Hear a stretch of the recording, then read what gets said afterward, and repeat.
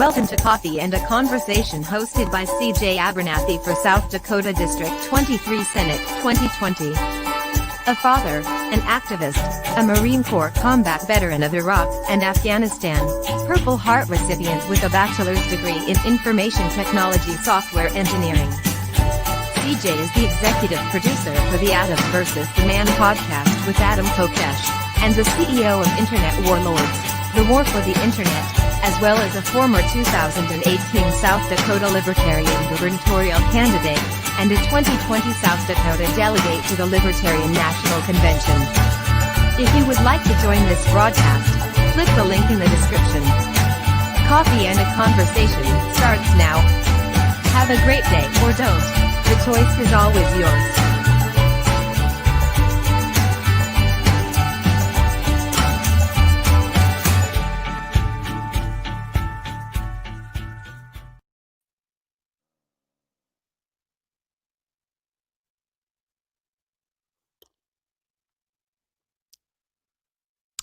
Morning, folks.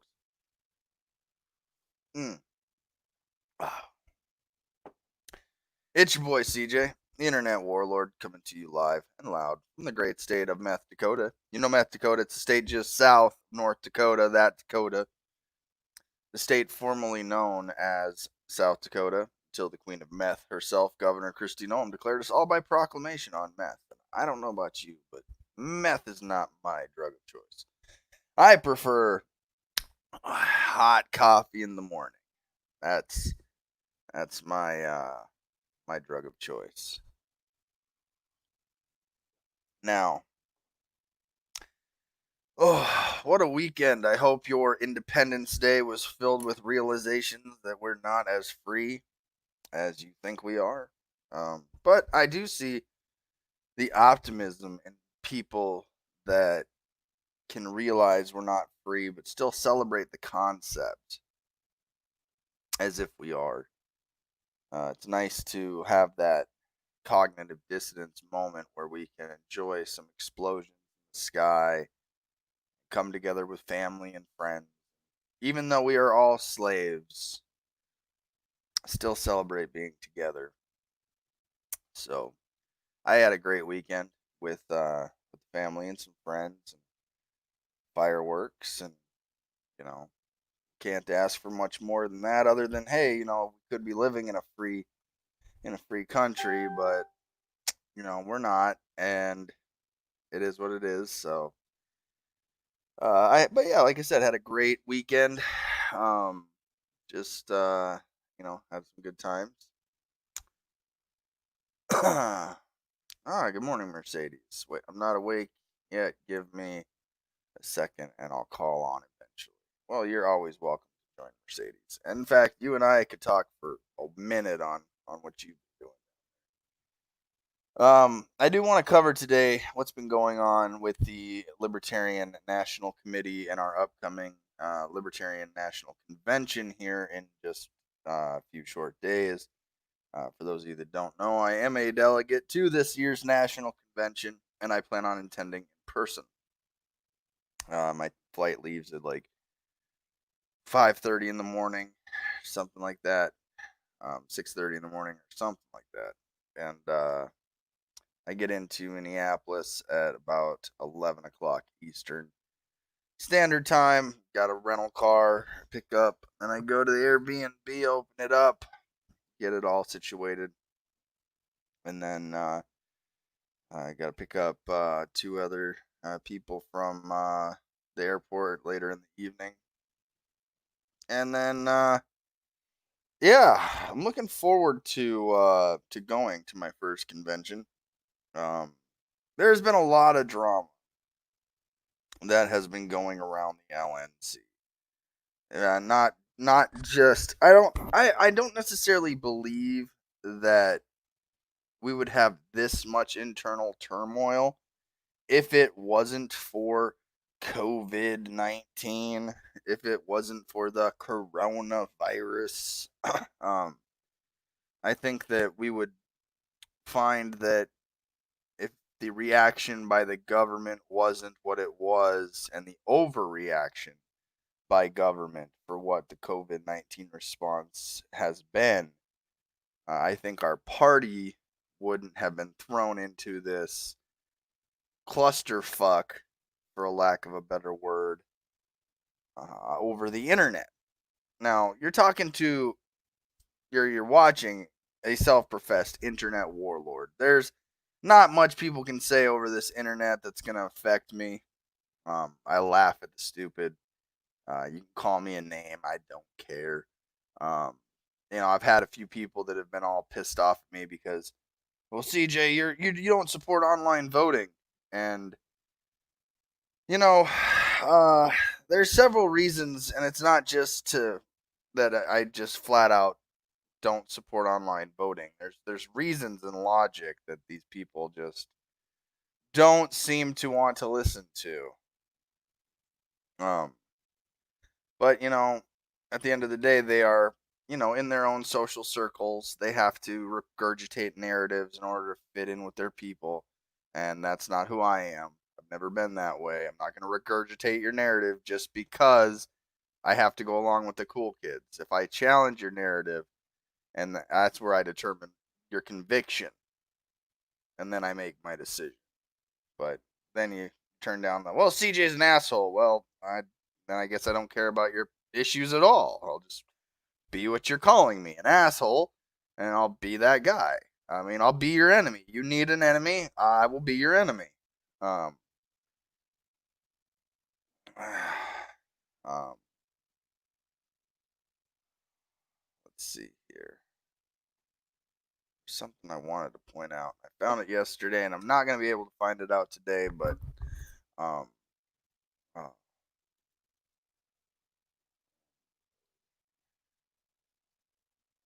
let's see here. This it? This it?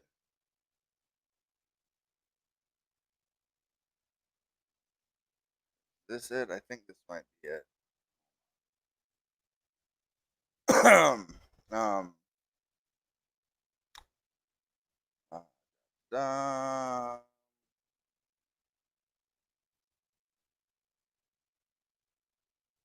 uh, hmm.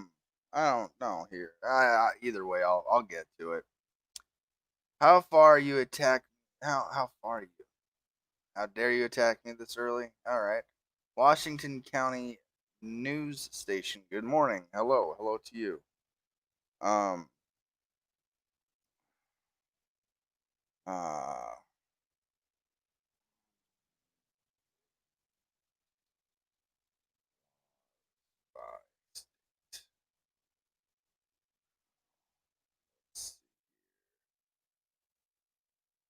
Da, da, da.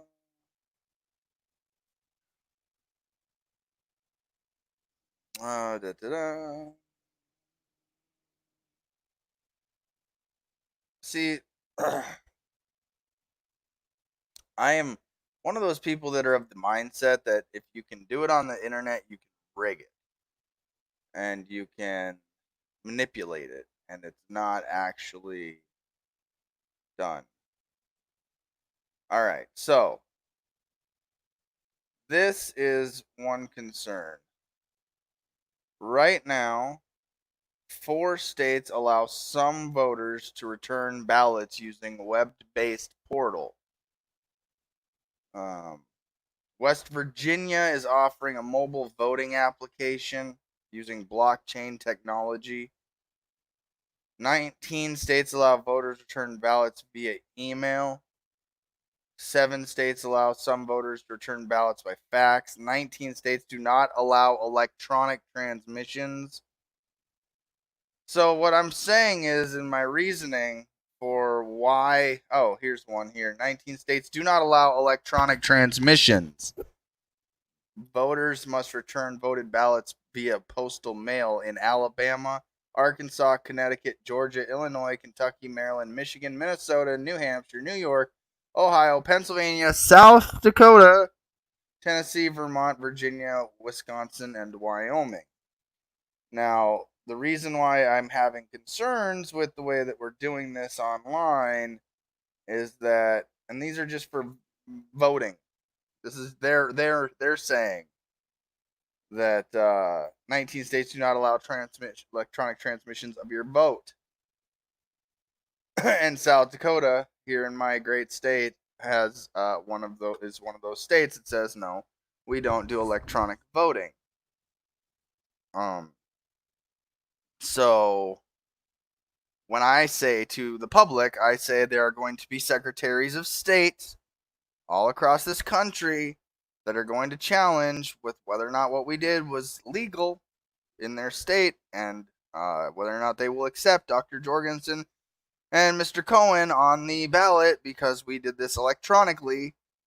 And of course, I'm demonized. So instead of it being, oh, well, we just want our way, CJ, so get the noose and let's hang him.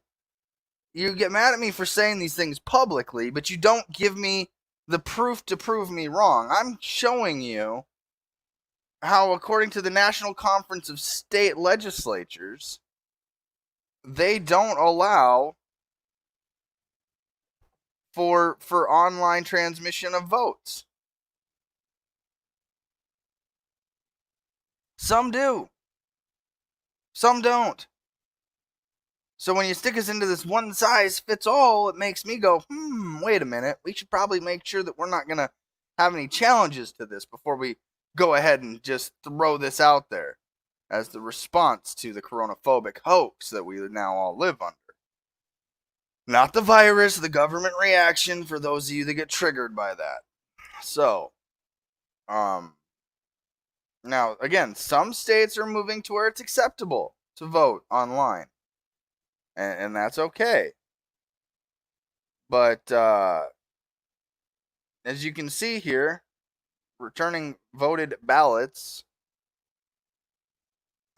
you can see that some states have email, fax, web portal, all right?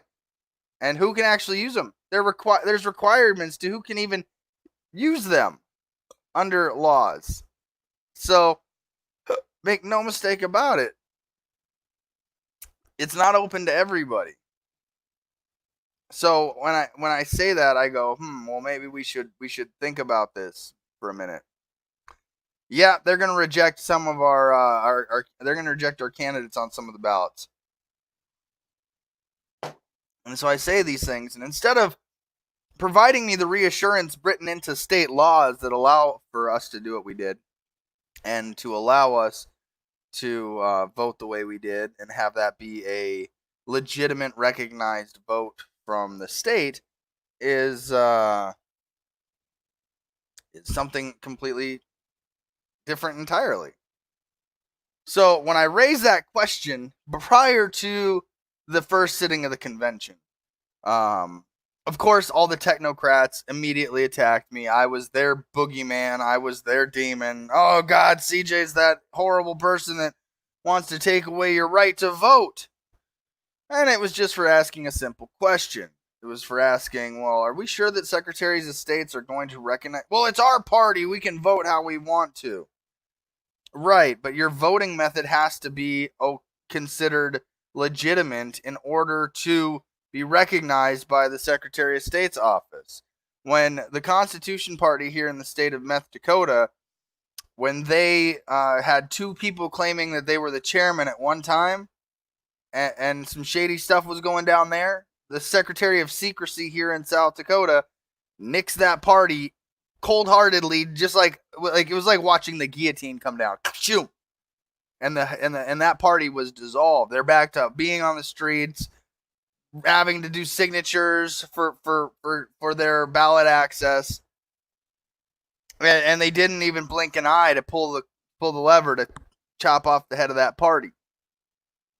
So when I say those concerns, mine's coming from, hey, we got a Secretary of State out here that is deep red and would look for any excuse to keep their one-party monopoly going and have no challengers on the ballot.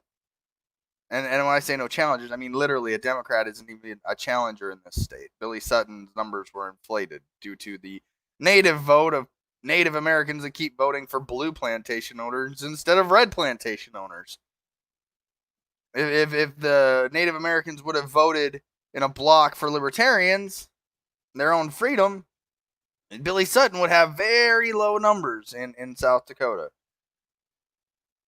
So, I mean, it's just a fact. So, when I say these things, I'm saying it because I care. Not because I want it to be some huge thing where online voters are discounted and they can't participate. CJ's the boogeyman. Keyboard warriors go.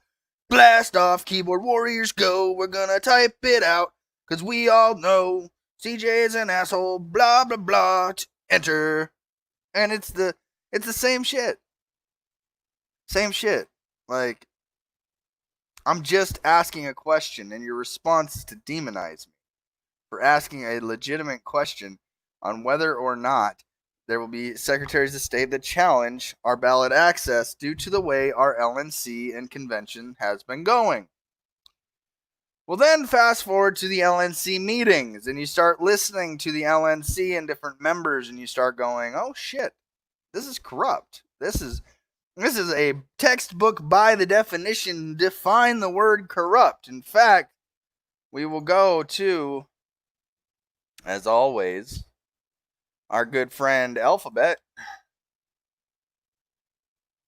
Define corrupt.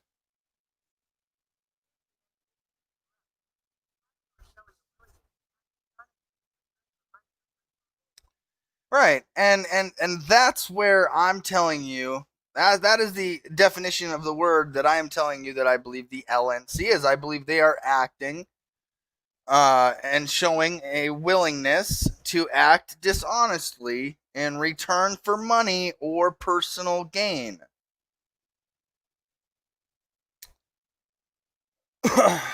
So, or change or debase by making error or unintentional alterations, rigging the vote. We have hot mics, folks. There's hot mics that are out there. If you're just watching me for the first time, if you're just like, oh, well, what's this LNC Libertarian stuff going on? I listen to the DNC RNC. What's LNC doing? They're rigging votes for President of the United States. And there's hot mics that prove it. Go back and listen to the very public YouTube video of the LNC meetings and of the actual sitting of the convention, and you will hear the hot mics and them not realizing what to do, so they take it behind backdoor channels, and then people come out bitching like it's been rigged. It's on the YouTube vessel. It is there forever, as Mercedes has pointed out.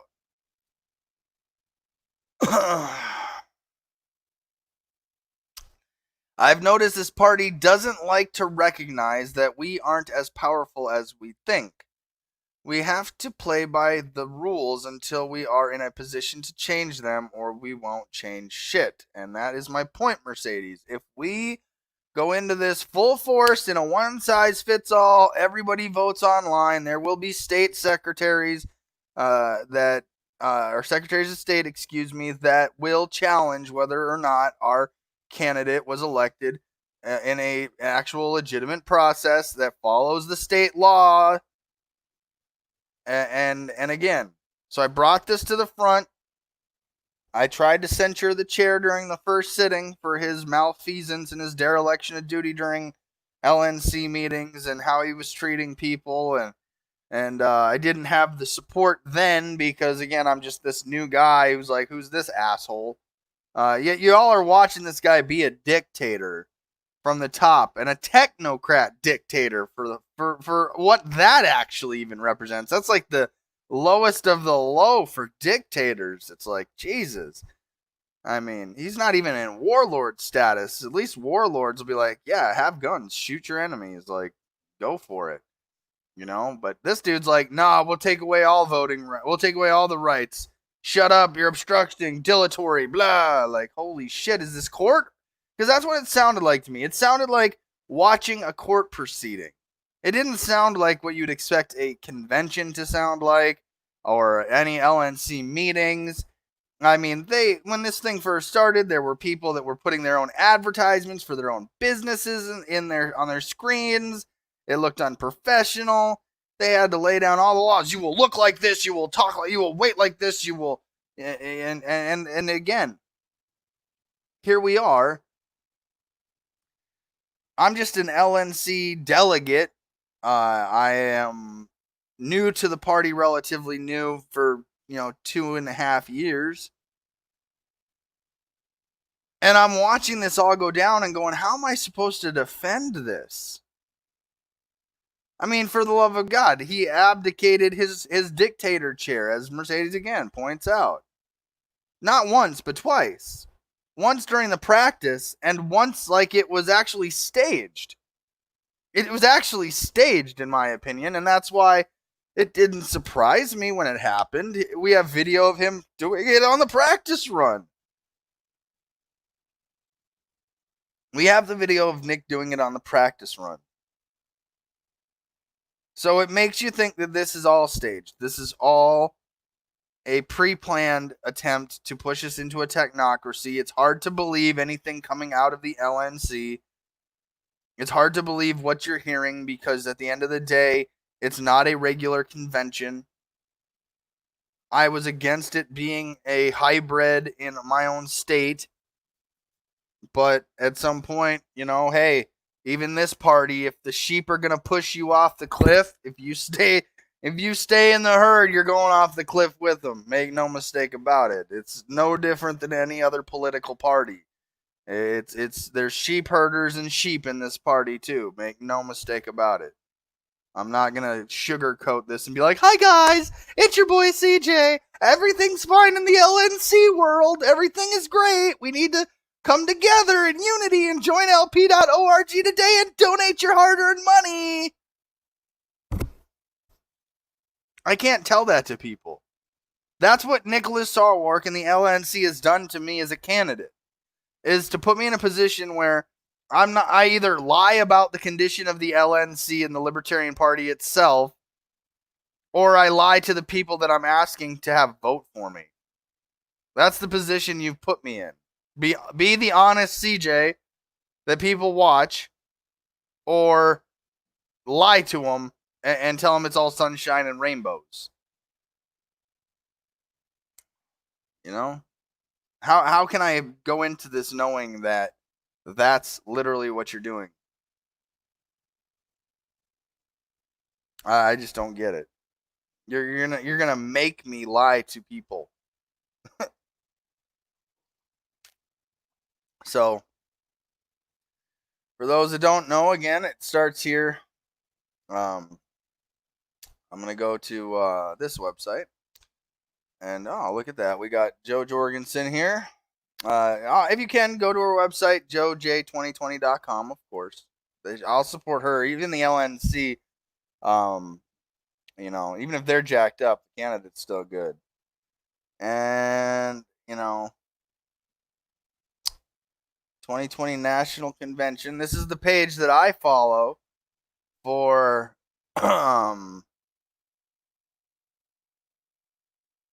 what the hell is this? Anybody know what this is? I guess that's the contest for the day. If you know what this actually represents here. All right, so welcome to the committee. Here's the committee members. I recognize a few of these names. here. We got Judge Gray on there. I know Joe here is running for chair. Sam, I recognize. But yeah, there's and I'm not taking away from the people that are working on how to make this convention the best possible, but it just blows my mind that we're essentially what we're doing is saying, hey, look, you guys remember this picture here? These were better times. We could come together and we could all be in the same room, and there was a physical presence and unity in this. You don't have that online. Now, this is what's funny to me, because I'm going to say that registration packets are theft, because I'm not getting any real benefit out of these. So you can get breakouts and all this, that, and the other, and I say this is theft because this party isn't providing me with actual services that are valuable. It's kind of like registration is theft. For $1,000, you get badge and branded lanyard, training and breakouts. You can go to the after party. You can see lots of speakers, exhibitors, excitement. I like how excitement's on here. A swag bag with swag. Opening reception with entertainment. 1 breakfast with speaker. 2 lunches with speaker. Complimentary gala ticket plus additional guest gala ticket for only $119. Sponsorship listing on various media, access to VIP events, lots of support for the convention. So there, for $459, you get a lot less than that. But if this is what I'm trying to get at here, is that the Libertarian Party is doing exactly what they despise about the Republican Party and the Democrat Party. So, I mean, selling access, separating classes of people through wealth. I mean, I'm just giving you my honest breakdown of what these guys are doing. There is a link in the description, either YouTube or Facebook, whichever one you're watching on, if you'd like to join. But I'm not wrong. They're separating us by financial class, like whichever one you can afford. So, just thought I'd point that out there, that, even if you want to go into breakouts, you have to pay $50. Like, I'm not going to any of these. I'm there to vote on bylaws. I'm there to vote for platform changes. I'm there to interact where appropriate with people, but I'm not going to pay these ridiculous prices that you have saddled us with in order to participate. Like, I'm going to ask, like, oh, so you've got that lanyard on.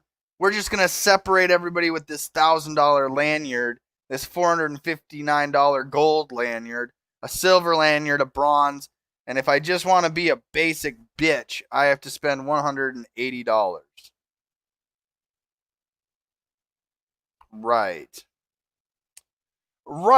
Okay. Well, thanks for doing exactly what the Republican Party has been doing for their entire existence, separating people by wealth. And the Democrats as well, separating people by wealth. And yeah. So no gala for this guy, no any of these other bullshit things they're doing. I'm not going to their circle jerks. I'm just there for, like I said, one specific reason. I'm going to challenge the credentials report if I have to. If I don't hear anybody else, I will be that guy that stands up and says, I challenge this, and I will hear a grumble for miles around. It's like the whole internet's going to get mad at me at one time. And the reason why I'm going to challenge it is because I question whether or not secretaries of state are going to challenge our ballot access. You can hate me for saying those words, but until you prove to me otherwise, and there's been people like, no, it's our party, we can do what we want, we can decide how we want.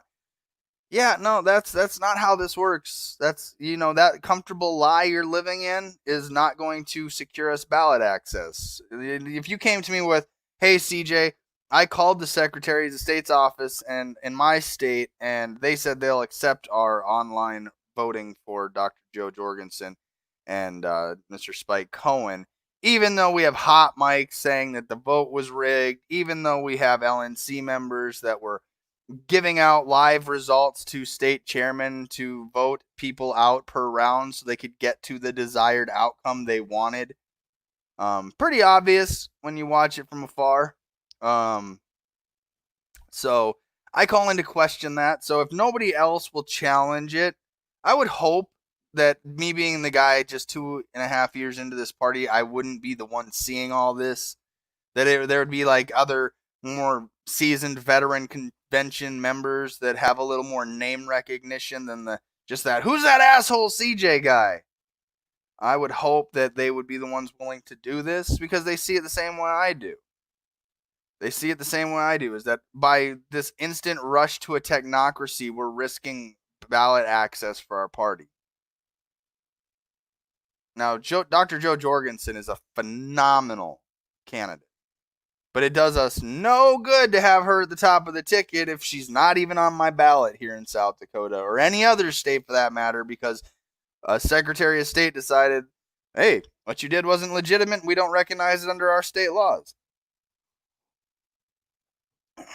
And under the 10th Amendment, allowing voting online is a states' rights issue. Now, so that's just the facts. Nobody can tell me otherwise. So, also, oh my gosh, look at this. So, anyways, we got somebody backstage here. And I'll get to you just in a moment, Mercedes. So nobody can tell me that it's otherwise. Now listen, I want everyone to be able to participate. I do. I don't want to have to look at the screen and go, hey, you out there in Nebraska, your vote doesn't matter. But if your vote doesn't matter because your vote's been taken away because Dr. Jorgensen isn't even on the ballot in your state now because your Secretary of State's going to go, oh, that was rigged. That was an illegitimate vote. We're not recognizing Dr. Jorgensen on the ballot. Now what? Now which vote matters really the most to you? A vote for Dr. Jorgensen, the Libertarian nominee for President of the United States, or an online vote on the bylaws? An online, I mean, don't get me wrong, you should be able to vote on all of it. I'm not saying your vote should be any more or less discounted. But if your state has an issue with how this has been done, it'll be challenged. So now I have brought up this issue many times, and not once since I've been a delegate has anybody confirmed that this is okay. Now, like I said, we've looked at it this morning. There's some states that allow online voting in certain instances, but it's not in mass. It's not for political party.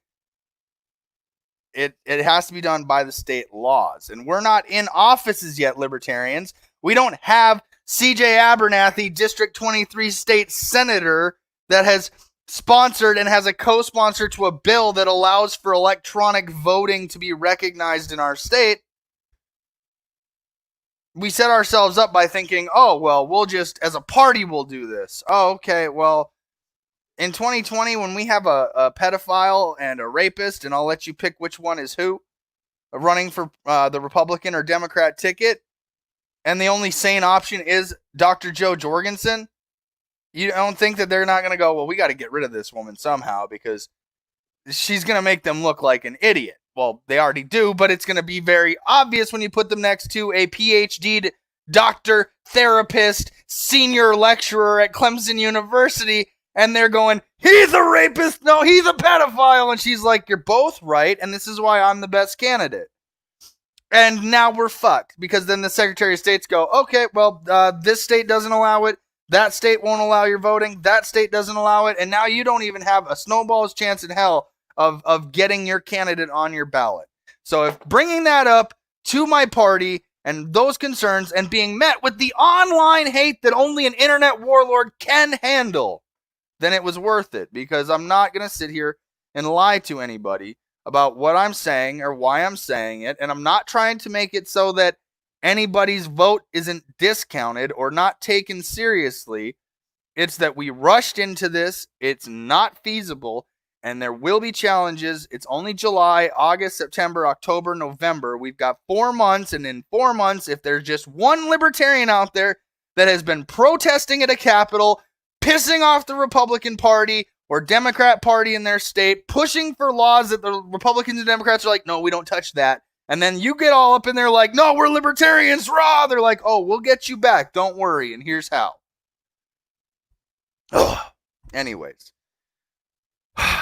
My next guest. She is running for state senate in Nebraska, and she is always welcome on this stream. Ladies and gentlemen, Mercedes, how are you doing today? I am well, just lamenting over the same. Oh, hi, Kitty. Are we doing Simba? Where's your brother? Anyway, just. I see that. Yeah, I know. Like, what's going on?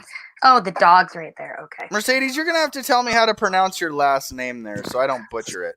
Well, it's Damertowski. It's my married name. It's very Polish. We, in the state of Nebraska, our family makes really good cows.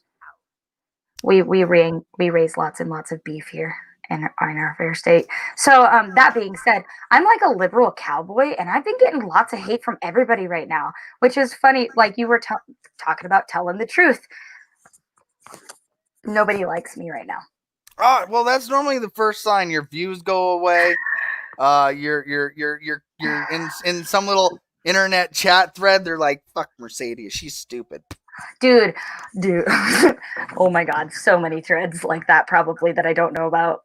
Kitty. Yeah, no, I've said the same thing. We all go through the gambit. Once you first open your mouth and speak the truth that you know to be true. No, see, and I came in. I'm new like you. We've been in this party the same amount of time, and in both of our states, it seems like we're having the same exact problems because we're not conservative enough for the conservatives, but we're not liberal enough for the liberals. No.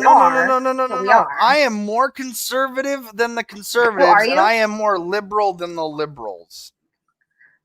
Okay, yes, but I'm making them mad because I'm for what really matters to them. It's like, hey, man. Like, listen, you would do a lot better protecting your liberal beliefs if you just had a 50 caliber machine gun and a recreational nuclear warhead protecting you.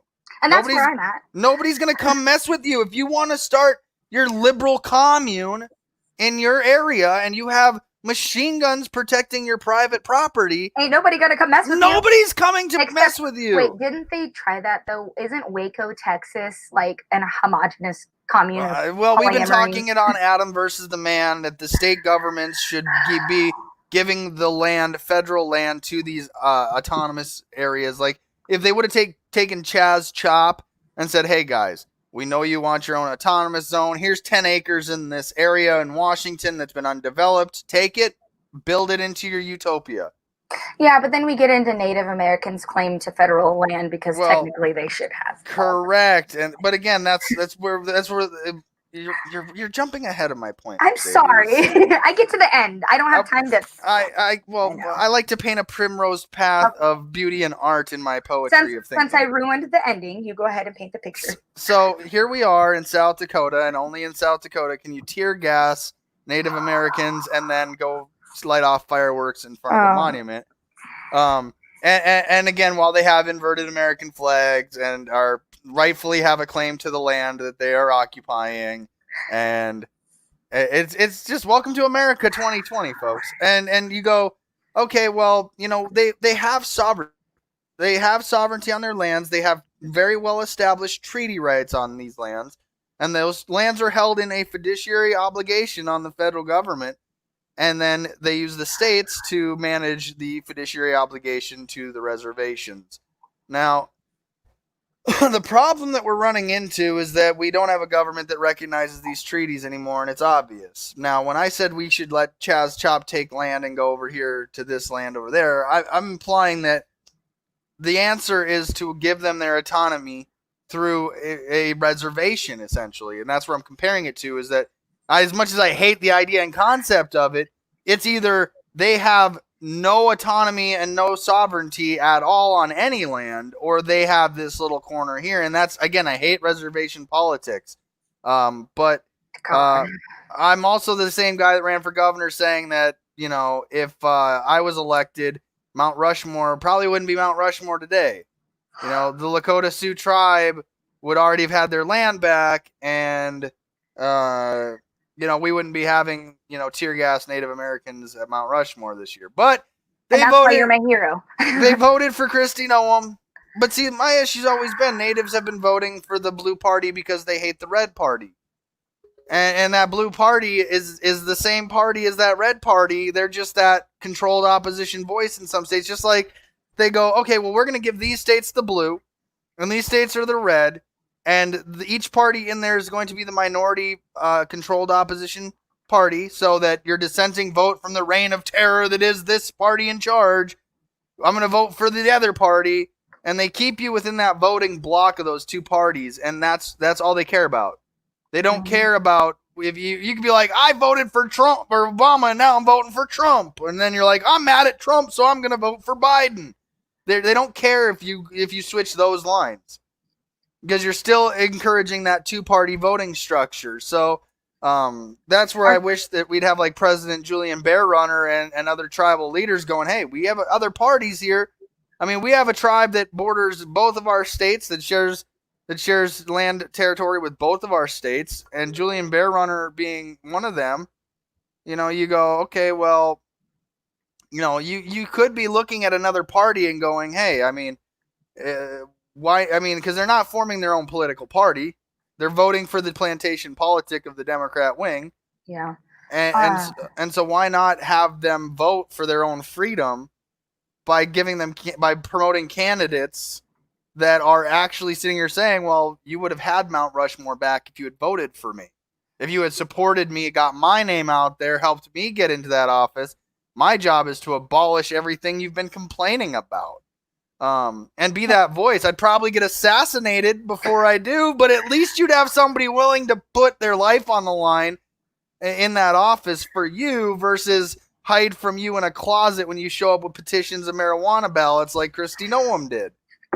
I think that you are modern day Teddy Roosevelt without the racism that he had. I'm sure there's somebody out there that's like, he's a racist just because it's, you know, just... You know, our federal government and our government as a whole is really, really good at institutionalizing people of color. And you see that in the tribal nation. I'm a person of color. Granted, it's like pinkish, whitish.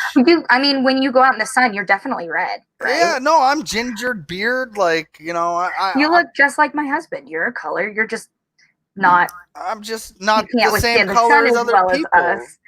I'm sorry about... Actually, this is going to be bad. And a lot of... Okay, so people of color have a lot of jokes that are not racist when it comes to white people. And part of it is, we're sorry about your disability going out into the sun and burning right away instead of being able to get darker. Yeah, that is a huge problem in my life, yes.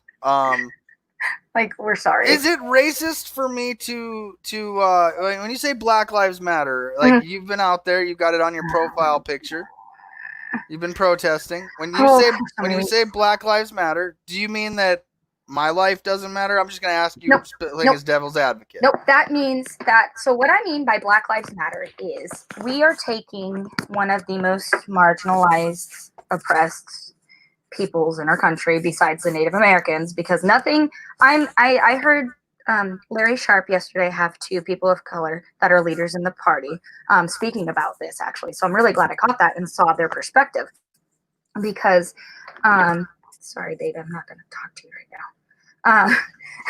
So what I saw was that question come up, and they said that they are the most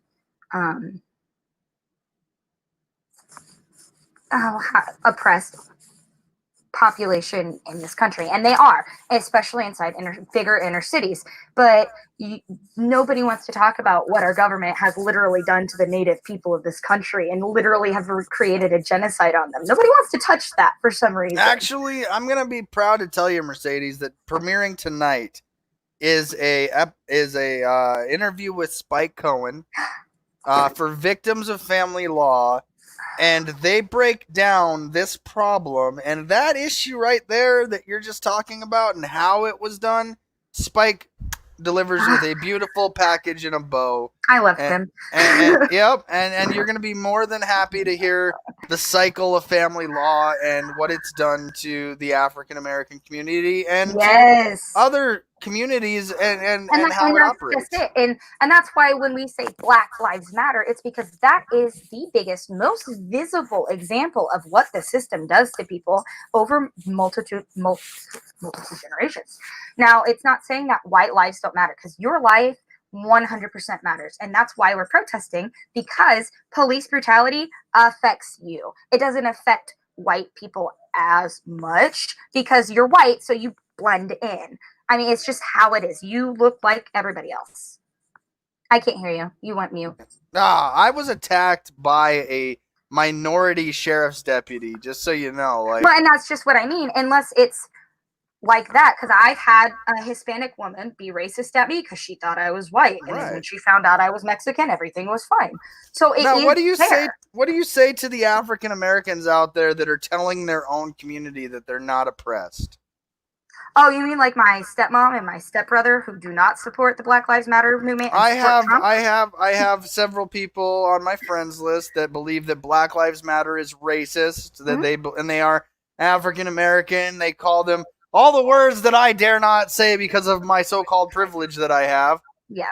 But again, I don't have privilege. I keep waking up every day going, when is this going to benefit me? And they're like, oh, you're less likely to be killed by a cop. That's not true. I'm sorry, but you should have been born about 50 years ago, because now that privilege is less. Actually, I'm being discriminated against now by those marginalized groups because of my skin color. I've been having those conversations with people of color. Like, we are turning into the very thing we hate. Like, my dad's so racist. He gives me all of the best racist jokes. And I look at him and I go, dude. Dad's for.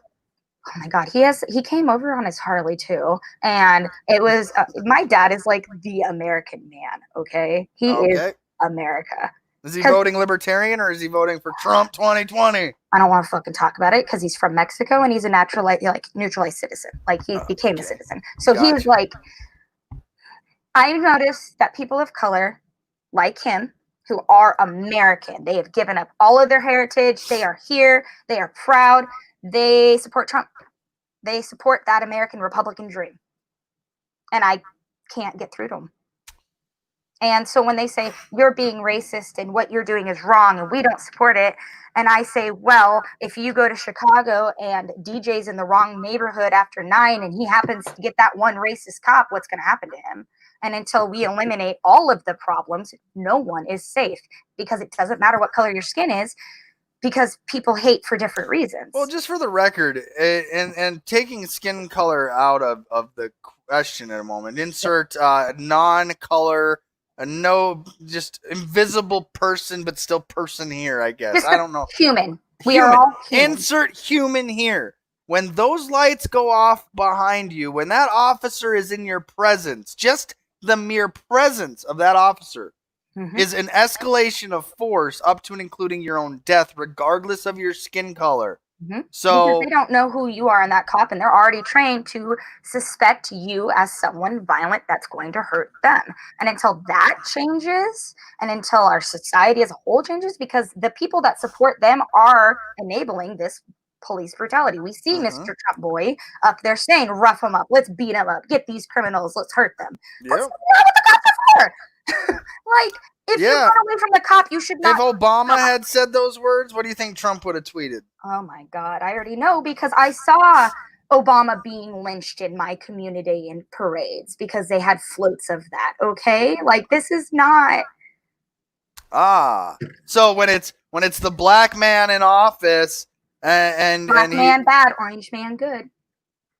Correct. And again, I'm not gonna say I don't understand where you're coming from. Now, you have been protesting since the last time you came on, had a cup of coffee with me. And why don't you go ahead and tell us a little bit about how that has gone for you? Because, I mean, I too have protested with the inverted American flag. I have marched with it. I have chanted with it. In fact, to the White House.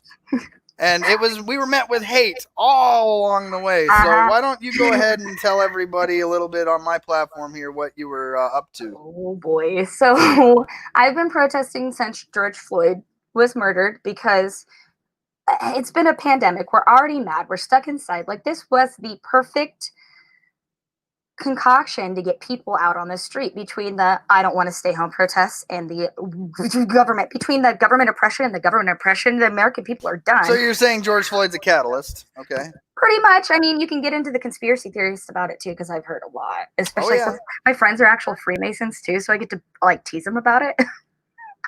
Anyway, so what we've been doing is we've just literally been standing out on the corner with our signs, being peaceful, not breaking a single law.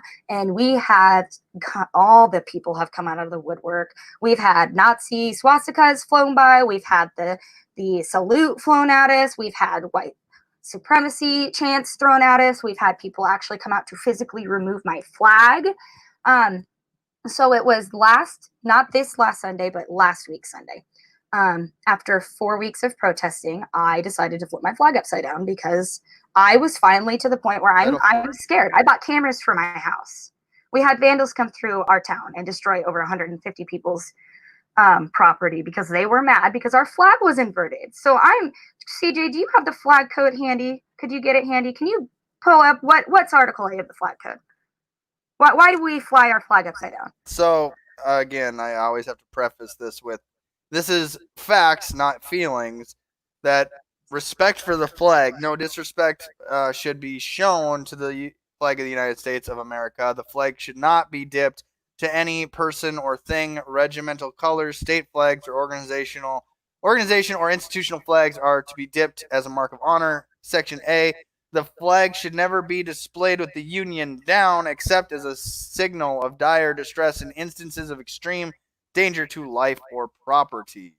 So I was scared enough and upset enough to finally flip my flag at a protest that I knew would piss everybody off. I'm talking, I had the talk with my protesters. I said, if we do this, we need to be prepared to be calm. We need to be prepared to see guns and violence, and this is going to piss them off. This is going to do exactly what we've been trying to do for the last 4 weeks. I said, this is the end game. If we do this, we're starting something. So we did. And day one was on a Sunday because, that's what you do. And that day, lots and lots of hate. Wasn't super bad, but it was worse than normal. Day two was Monday. I went and I took my flag because I had to go do political things. I can't protest all the time like I want to. I have to go off and be a leader, even though I don't want to. Anyway, we'll talk about that later. Point being is I said, hey, I got to go. You're in charge of this. You need to be safe. If you need to, call me.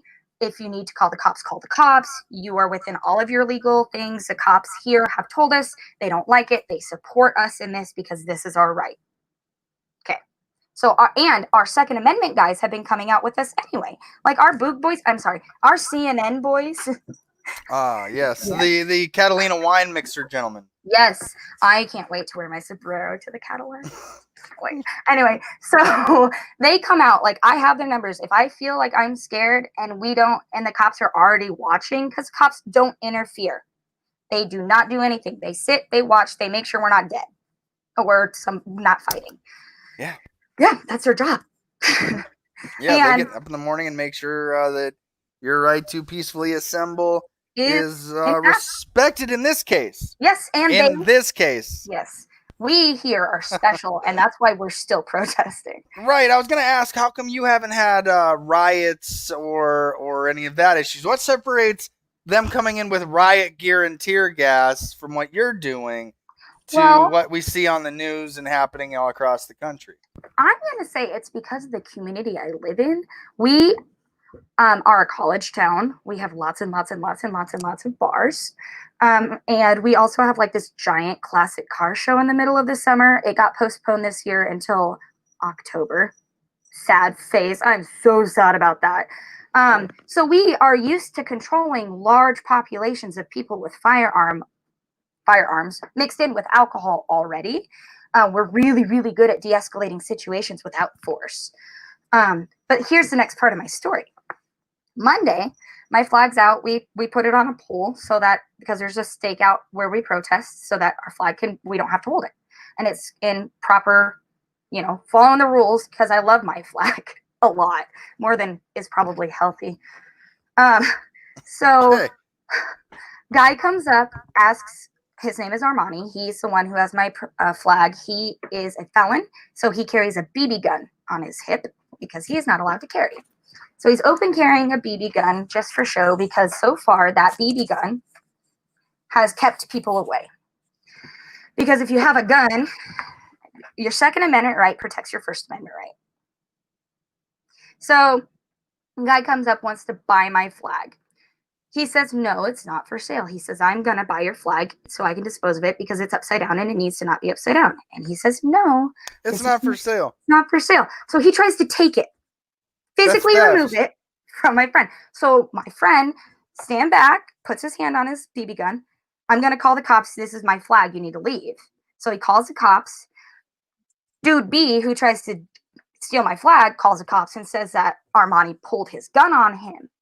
So the police respond appropriately. They get a phone call of a guy saying somebody pulls a gun on me at a protest. They're going to SWAT us.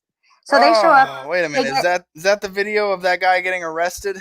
On my Facebook with his hands up? Yeah. Yeah. So the Hold guy... on, we got to make him famous here real quick. Oh, yeah. So this is Armani. He's been protesting with me the entire time. The video cuts out because the cops use the jamming stuff. Wait. Oh, can you hear me? Yeah, I can hear you. Okay. So the guy that got arrested was your friend? Yeah. Okay, and here's the thing. Here's the other thing. The guy that made the call about the gun is white enough that he was never arrested, but the only two men at the protest that are of color were handcuffed and put in the cop cars. One of them was on the street protesting, and they called him over and arrested him, put him in handcuffs and put him in. He wasn't even... For what? I don't know. I guess I just don't understand. They didn't either. Because they were the protesters, and he called and said a protester pulled a gun on him. Okay, so here real quick while I'm trying to find this. Who's this guy? Oh, I don't know his name. I was collecting medical marijuana signatures while I was protesting, and I had my Black Lives Matter out and my What Would Jesus Do sign out and my Not All People Are Bad A, B, C, D, and whatever sign. And he stopped to tell me that I don't know, actually. I never got to the point until he started getting mad and walking away, because then I found out his brother did weed. He's standing at parade rest for you. Is he a veteran? I'm not sure. I think he was just trying not to hit me. They are. You're just saying that you think that smoking marijuana and doing drugs is a sin. Well, let's see. How about opioids? Opioids that are prescribed by doctors that ruin people's lives? What about anything else that's harmful to humans? That's fine. That's not your job to make sure it's illegal for them to do. It's not your job to control other people. Hit him with that libertarian truth. Control other people. That's a medical doctor. Thanks, Landon. Would you rather have them go to the doctor and be prescribed opiates or medical marijuana? Now, so the girl talking has a giant blue Lives Matter flag on the back of her blue Impala and has a little drug patch right here because she is in drug court and on probation for selling opiates while being addicted to them. So look at all that unnecessary decriminalization. And she saw a video that made her come protest with Black Lives Matter, even though she's a Blue Lives Matter supporter. And then we talked, and now she's volunteering for my campaign. Ah. Now, I'm having a hard time finding the video where the arrest happens. So what happens was, I actually might be able to find it. I doubt it. No, not you, CJ. I don't want you on my phone. So they're arrested. They're walking back. He has his hand in his whatever. Video cuts out because they use this signal blocker if you're too close to the SWAT car. Oh. So they had one shield that they used to go from point A to point B because there was one car here and that's what they use as their base, and then they SWAT around, normal SWAT. And then I did see a rifle with non-lethal assault rounds. But as soon as they found out that it was a BB gun, it deflated instantly. Huh. So they did de-escalate and they were out of there. So how I found out that this was happening, I was actually downtown having lunch with one of my girlfriends. Her husband's active duty and she was in town from Wyoming. And I was downtown having a nice mom day and I see a cop going 90 miles an hour down Central to my protesters. It's not fun. Yeah, so what happened? Okay, so I'm trying to find the video. Let me see if I can. And I think that it got, again, I watched it from both angles. I was able to find both angles before, but yeah, I guess it's really not that big of a deal to get it. But I mean, it'd be nice to show it as what you're talking about. Yeah, I'm gonna look it up. I'm on the Black Lives Matter page, and it's on this one, I think. Still, we did have an instance. Oh, you're gonna like this one. So this one time, I can't talk about the full what happened because This one time in band camp, you can't talk about it. Got it. Okay. I was in band camp actually. Okay. No, so What did you play? I was on color guard while we marched, but I played clarinet, bass clarinet, tenor sax, alto sax, flute. Okay. We got a nice repertoire there. And bass guitar. Okay, so we had a member of the military come to our protest in his fatigues. Mm-hmm. He's was on leave, part-time. And I guess I had found out recently that there was a shoot going on that day too, I guess. But he also should not have come to my protest to try to intimidate me to pull my flag upside down the right way. Yeah, see, this is okay. So this has been my issue with people that see the inverted American flag, and I'm glad that you came on today so we could at least talk about it here, is that people, if there's one thing that shows the cognitive dissonance of a person, it is the moment they see that flag inverted, it challenges everything they know about their country. It literally, if it's the first time you're seeing an inverted American flag, you think it's disrespect because you've been trained by your overlords and your social circles to say, oh, well, that's disrespecting my flag, my country. And you're not realizing it's not just your flag, it's our country. And when we put our flag into stress, it's for a very logical, well-articulated reason and has never been made lightly. When in fact, I even said that it went in steps for me. I said, I'm going to invert my flag if. And then that threshold came and nothing had changed.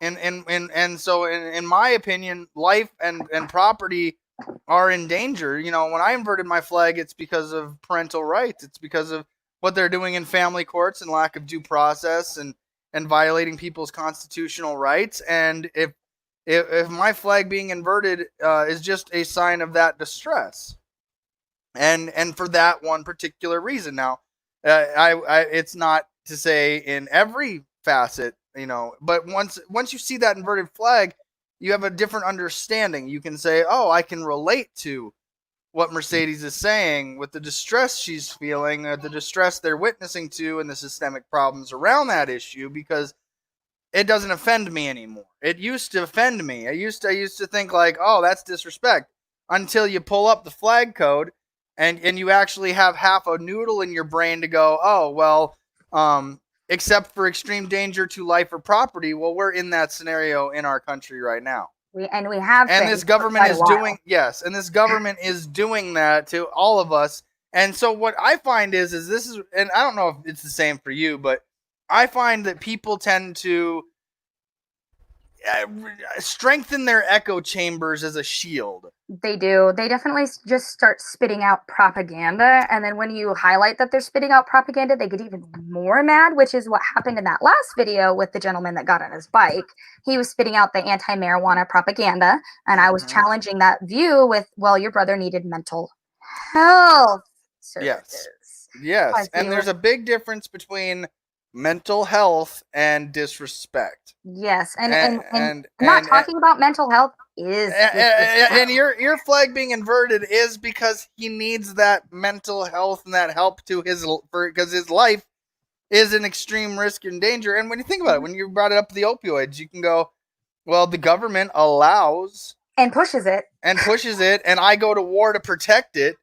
Opioids that we take from Afghanistan for pharmaceutical contracts to ship over here for our pharmaceutical contracts. And so you go, well, at the end of the day, I mean, we are in extreme danger to our life and property. This government is not one that cares about you, your family, or anything that in that instance. So they are using medicine to criminalize you and make you a slave to the nation because you can't get out of debt. Yep, and that is what I've been saying. So and again, the point I'm trying to make to all this is that when you see that inverted flag for the first time, maybe take a step back and say, why is your flag inverted? And why am I upset about it? Yeah, what brought you to the point in your life where you took something that you used to respect? You have one. You used to fly it upright, I'm assuming. I love my flag. I told I, you, like, I love my flag way more than just probably healthy. right. So what I'm saying is that To get me to the point where it's upside down, like, don't tell me what I told the service member who stopped and didn't ask me for help, but told me to put it back up. I said, you are in the military. It is not your job to tell me what to do. It's your job to ask me why my flag is upside down. actually, what you can do according to the change it. propaganda, his job is to protect your right to do it. Well, it's fine because he's in big trouble now. Oh yeah. Uh-huh. Big, like, state, like, big. Yeah, that I poor bet. kid. Well, he's I dating bet. a 16-year-old too, so. Ah. Well, It's fine. all right. Well, that's a great segue to what I wanted to cover You're before I welcome. got off my show today. Have you seen this lovely picture? Oh, yes. I don't like it. She's so ugly. I'm not saying that I can't say she's never been to Carney before, but I'm not going to put that rumor out there. All right. So I got to tell you first and foremost, I love the obliviousness to everybody else in the picture. Except for the guy sitting next Except to this her. guy who's like, oh shit, this is going to be a famous photo This is later. bad. I should not have. Yeah, right. Like I'm questioning all my life choices. This guy is just oblivious to what's going on. Yeah, and Trump's like, heck yeah, I'm going to do bad things later. Because that's right. what he's like. And so now I've been posting this in a lot of pro-Trump videos, and with the quote that says, "Don't be surprised when she names Donald Trump as a participant in child sex trafficking. Maxwell didn't kill herself, just getting ahead of the news." Now, again, when it comes down to it, this I have seen so many reactions in the comments, but the main one is that, well, he never was on the flight logs, and it's like, listen, Private if your defense of Donald Trump is to regurgitate his defense when she is literally if she named Biden, what do you think is going to happen? I can't wait for her to name Biden. But if she names Biden, they're going to go, see? Pedophile! If she named Biden, it would be them lynching him. But if she names Trump, it's, oh, she's a liar. Blah, don't touch Orange Messiah. Okay, but here's my problem is I've seen court documents out of that district that were released and are not fake that have Donald Trump on them with the age of the person that is the victim, along with Prince Andrew. So, well, alleged victim until adjudicated. I understand. I have to be fair to even the president. But I advocate for his full due process so you can declare a victim. Well, they are also trying to get Prince Andrew to come talk to them right now. And I think it's not a, hey, would you come talk to us anymore? It's a, you need to come talk to us right now. Yeah, no, and that's the thing is that, well, first off, the Office Deadpool for me ends at midnight tonight. If she's not dead by midnight tonight, I'm out of the Office Deadpool. I haven't even put mine in yet. Yeah, well, you're lucky because I said 5 days and today's 5 days. So, but here's the challenge to anybody out there watching: if you can find her mugshot does not exist. She's been incarcerated for 5 days. Name one other person that has been thrown in jail where the mugshot of a very infamous person hasn't been released to the public before. Could it be Jeffrey Epstein? No, what name it? Yeah, well, no, we got his booking photo. Oh, I didn't see it. Yeah, so we got his booking photo, but that picture right there triggers, and I've shared that in like I said, the Trump groups, and their response is well, it's all lies made up to protect the deep state, and it's like, dude, if your defense is cute, you're about to have your whole world rocked when it comes out that she's going, yeah, Donald Trump wanted girls that were underage, he participated, this is what he did, this is who they were, and oh, by the way, there's been court filings to back up who she's saying and what she's saying and why. She's collaborating as a witness to these people that are coming forward, and where two people witness the same overt act, You see what you realize Yeah, the yeah. slope I'm getting on here. Yeah. So I already know. Well, what about all the daycares and stuff? Like, we already there's so much evidence, and it just needs to just. Can we just get the guillotine out now? I'm ready. You asked me last time I was on, what would it take? Well, here we're here. We're here, pedophiles. Let's do this. well, we do have the guillotine caucus, and I'm not a member of that. well, there's an initiation process. We have to verify you yourself are not a pedophile.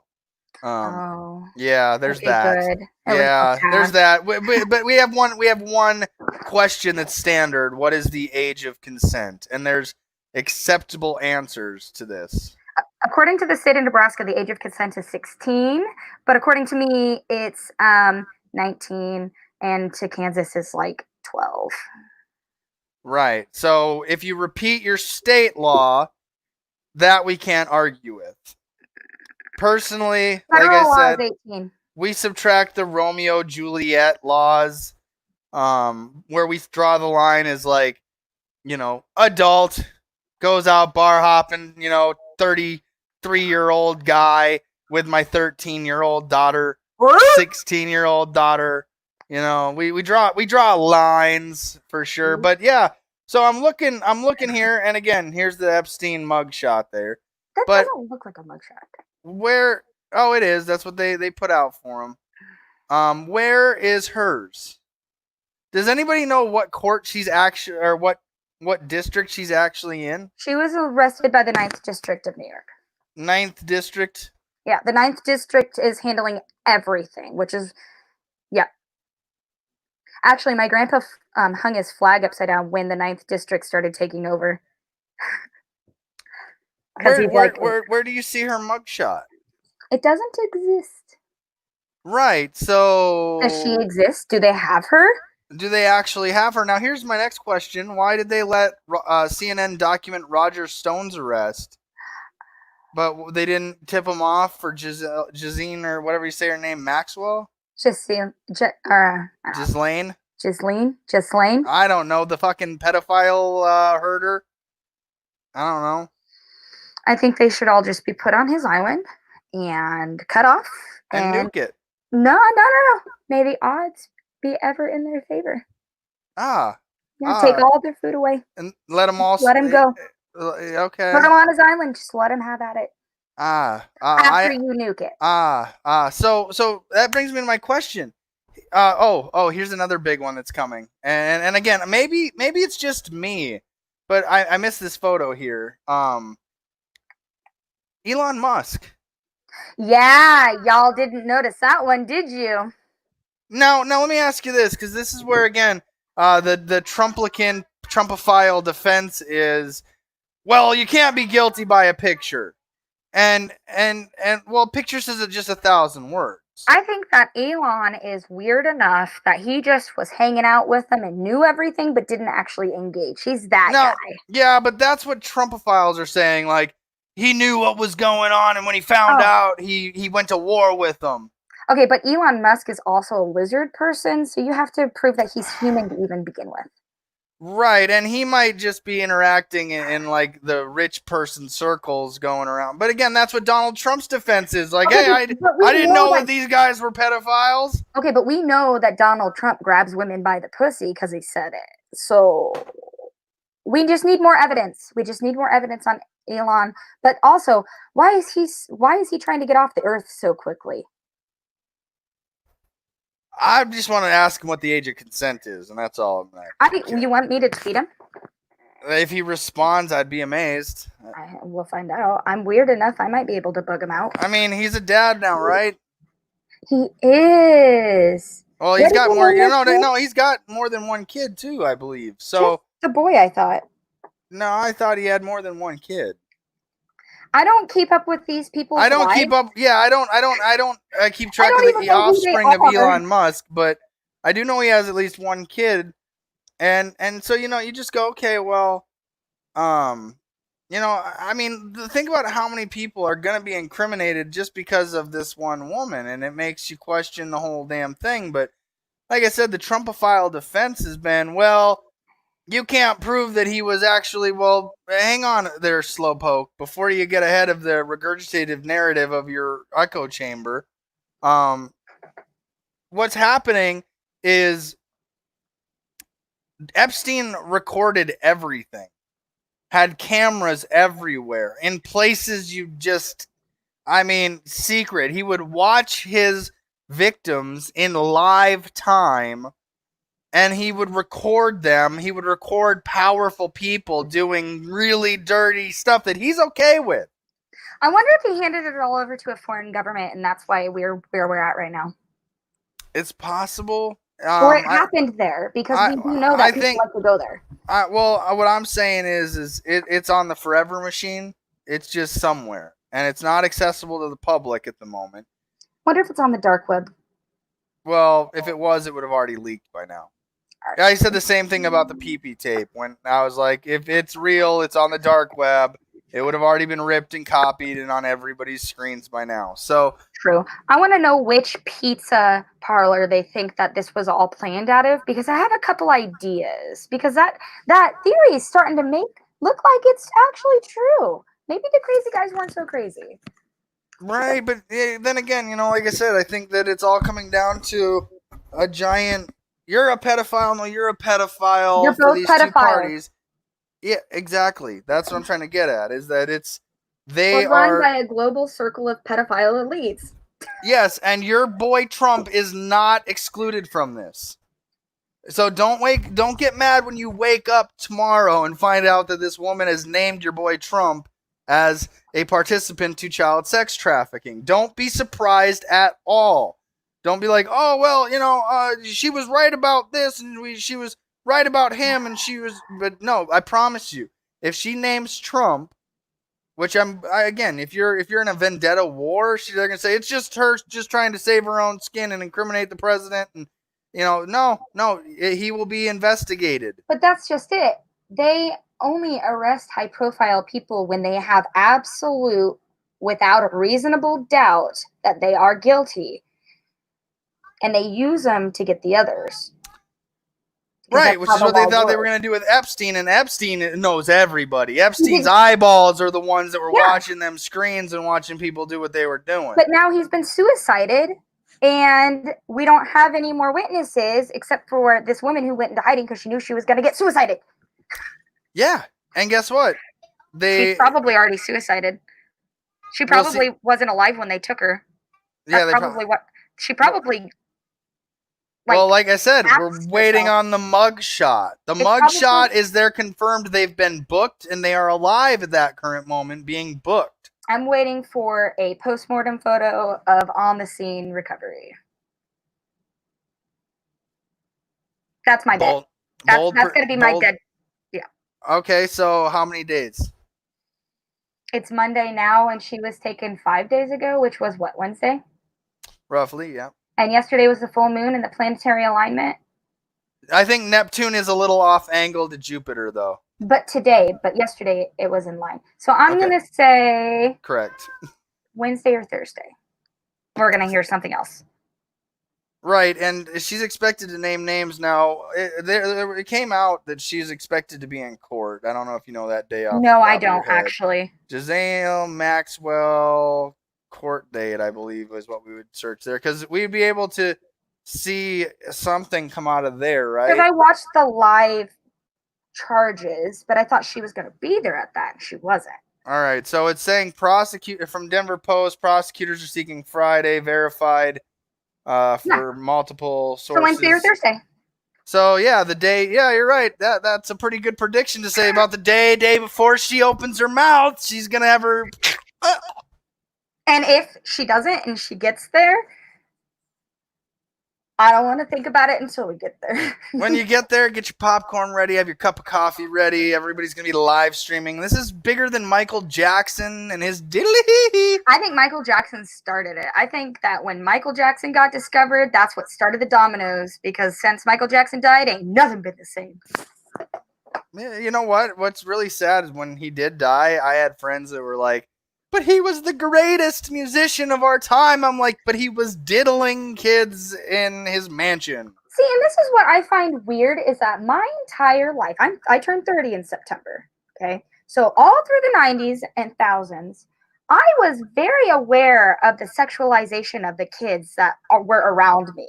I don't know if it's because my mom was like, you can't listen to this music because it's too sexual or what, but I don't know how this is being a surprise now. Yeah, like when you have It's Getting Hot in Here being played for 12-year-olds at the YMCA and they're dirty dancing with each other, like, don't you think something's going on? So Ghislaine Maxwell prepared to snitch on big names to save herself.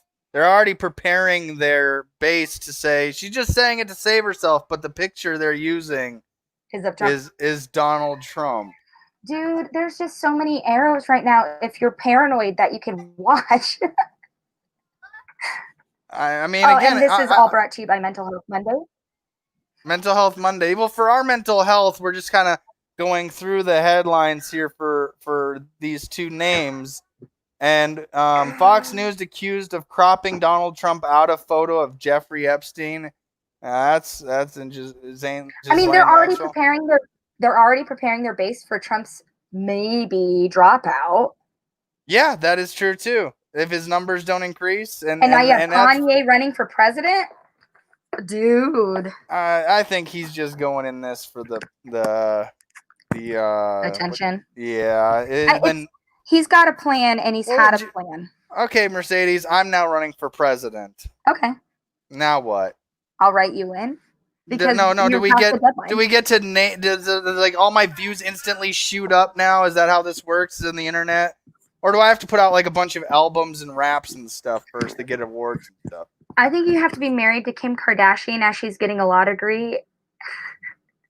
Well, yeah. And then play with the president. Yeah, right.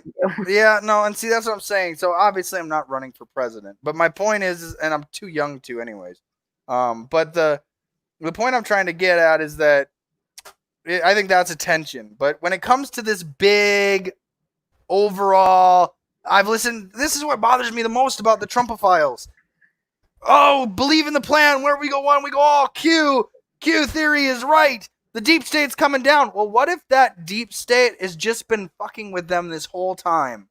I think that's exactly. And then they all wake up on a Tuesday and realize they've been trolled. No, from what I'm observing and the concentrated people who are on this conspiracy train, that's exactly what's happening. Well, see, I'm way ahead of it then. Yes. And so that's they why wake you're up not on in there anymore. You got yeah. That's why I can think for myself. So okay, when you play Fortnite, and you're doing the battle royale, and the circle shrinks in finally to the center goal, and there's only like one or two people left. That's what's happening. Correct. It's a battle royale. Right. And all of the people are pedophiles. I mean, and they're all running into the middle saying, "It's not me, it's not me," and then we pull the plug of the swamp. And they all get drained. So Donald Trump, I hate to say this, but Donald Trump is draining the swamp, whether I like him or not. It's happening. Man, that's a big statement coming from you, Mercedes. I know. But I've been holy saying cow! That. If you were like saying like Donald Trump's going to drain the swamp, and then your whole thought is well, he's going down with it, so let him drain it. That's been my thought for the last 4 years. When in 2016, as I was watching him go, I'm going to drain the swamp, and I saw all the people with him going down the drain, I'm like, okay, yeah, have fun, see you later. Yeah, no, I'm going that way. There's a therapist I'm going to go talk to. Her name is Dr. Jo Jorgensen, and I'm not going to participate in your little circle jerk of sucking Donald Trump's. I'm going to stay here with the adults, and they're going to psychoanalyze you, and I'm going to sit here with my wine and my popcorn and my guns and laugh as you go down the drain. And then once we get to the bottom, I don't know what's going to happen because we have a huge mental health crisis. Like he's going to get of all this. Even if he does, let's say, get reelected, at some point there's going to be. And again, I don't want him to get reelected. He needs to be a one-term president. America needs to move on. We need a therapist. She's a way better human being than Donald Trump. In fact, I would go as far as to say that the majority of my friends list now have switched from Donald Trump posting like, yeah, I stand with Donald Trump 2020 to who's this Jo Jorgensen lady? And that I can report that happily because this group, you guys used to be all pro-Trump. Yep. What happened to you guys? It started around, Oh, you guys know. Oh, Joe. See, you know Joe. Oh, I'm figuring it out now. So what happens is you go, well, I'm glad I jumped off that bandwagon when it was just a fan wagon. Because now, because again, this is what's going to happen. All those people, well, you can't be guilty by a picture. Well, put it to you this way. It's not the picture. The picture just leads you to an investigation. The investigation leads you to evidence. Evidence leads you to charges. Charges leads you to a conviction. Mm-hmm.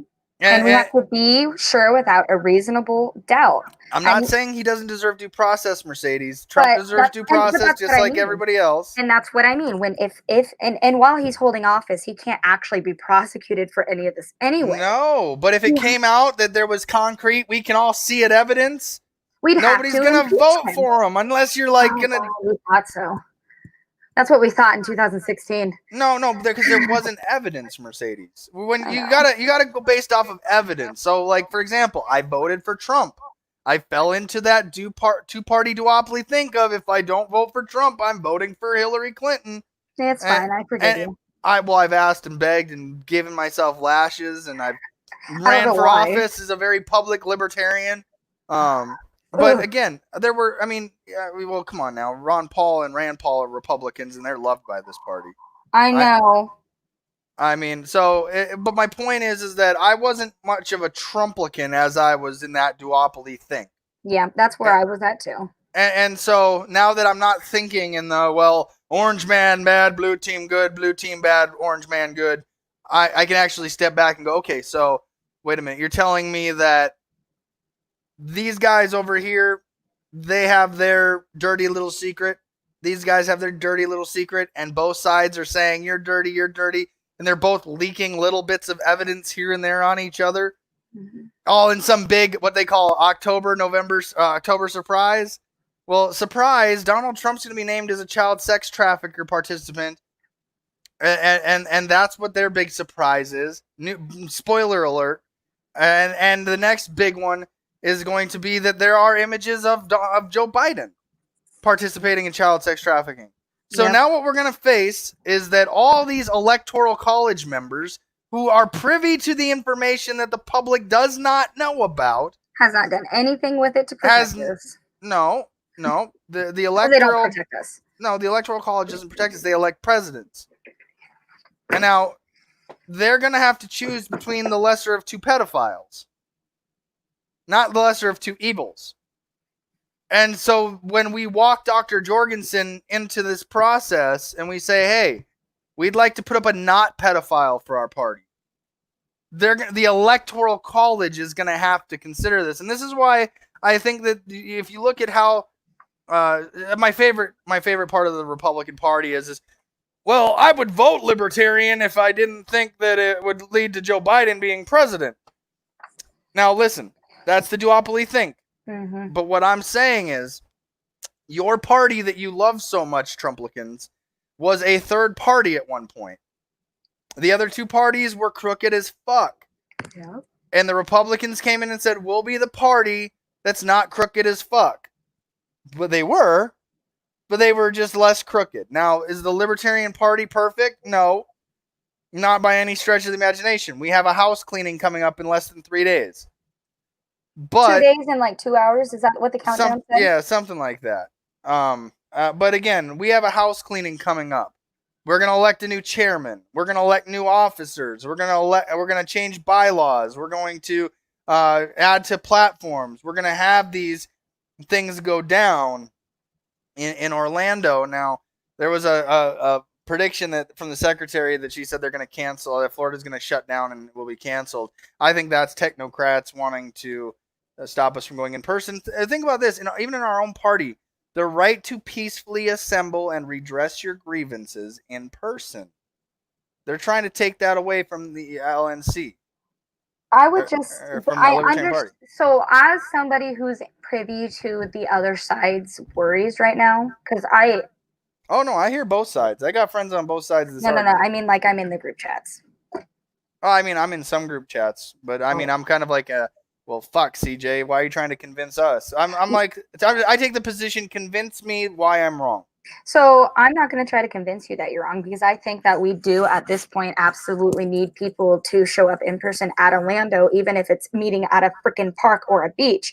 And for somebody who has been pushing to stay home, don't gather in big groups, wash your hands, wear your mask, stay away from people because of my paranoia when it comes to COVID, because I don't trust anything that has to do with any of this. But it's very concerning to me that the original convention spot was in Dallas, wasn't it? Austin. Whatever. Not Florida. How is it in Florida now? Why is it in Florida? Why not come to South Dakota where we don't social Why distance not and the go governor to- says you're free? why not come to Omaha where we don't social distance and we have a low case count and we have one of the best hospitals in the country? Yeah. You like my mug? It changes colors. I do, actually. I've been watching it change this whole time. But my thing is that I understand why people don't want to appear, because we have our own delegates that want to do the online participation, which is fine. But it can't be in person or only online. We need that hybrid now, and we need it to work now so that people don't challenge the legitimacy of because this year is weird. We have new hurdles, but us fighting about it is not working. People are already on their way to Orlando, and people are like, well, we're just going to cancel it. It doesn't matter if you cancel it. If there's more than whatever's there, it is a convention anyway, right? All right, Mercedes, let's bring it in here. All right, let's really talk. Let's really talk this out. All right. Now, Yes. Here's what I'm saying. Yeah. Can you tell me that all 50 secretaries of state are going to acknowledge our presidential and vice presidential nominees? Even if we had an in-person convention with 100% in-person vote, they probably still would challenge the legitimacy of it. No, they would do it for ballot access reasons for others, but it's the online portion voting itself. Yeah, because there are states that do not allow that, right? Like South Dakota. Well, it's iffy. I mean, we're going to battle that in our own respects here with our Secretary of Secrecy.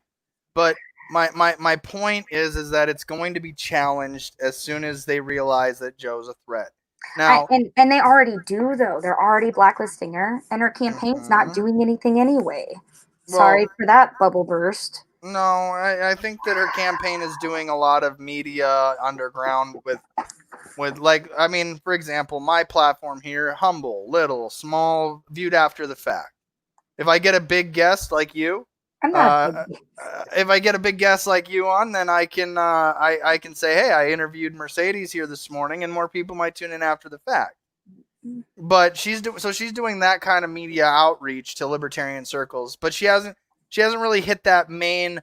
Like, she hasn't even got to the Gary Johnson level where they're at least naming her or putting her on even the B shows on Fox News. She's not even on the D shows on Fox News at the moment. So that just goes in my mind to speak about, well, hear no Joe, see no Joe, speak no Joe. And that's what their strategy is well, if we just pretend like she doesn't exist, then we don't have to worry about it. But going back to the actual status of the convention, when I see my state here, we did a hybrid where we basically told the chair, if you do this online, we'll challenge it. I even at one point was calling for my chair's resignation for what he was pushing, and said, no, this isn't what we're doing. We're not doing it this way. And so we had a compromise. But I think we were saved because our chairman physically went to the location, gavelled it in there, and then we then voted for online there as delegates. Mm-hmm. So we can have that as our defense. But what this did is the LNC grabbed it and said, this is how it's going to be. And what that's done is, now this is where I'm going to tell you, this is a spoiler alert. That's fine. Spoiler alert. That is not going to fly. Well, and I knew that, and that's the part I missed. Right. So the LNC on Friday, or was it Saturday? Was it Saturday? I want to say it was Saturday. I'm going to say it's Saturday because that's... No, it was Friday evening. It was Friday evening before the 4th of July.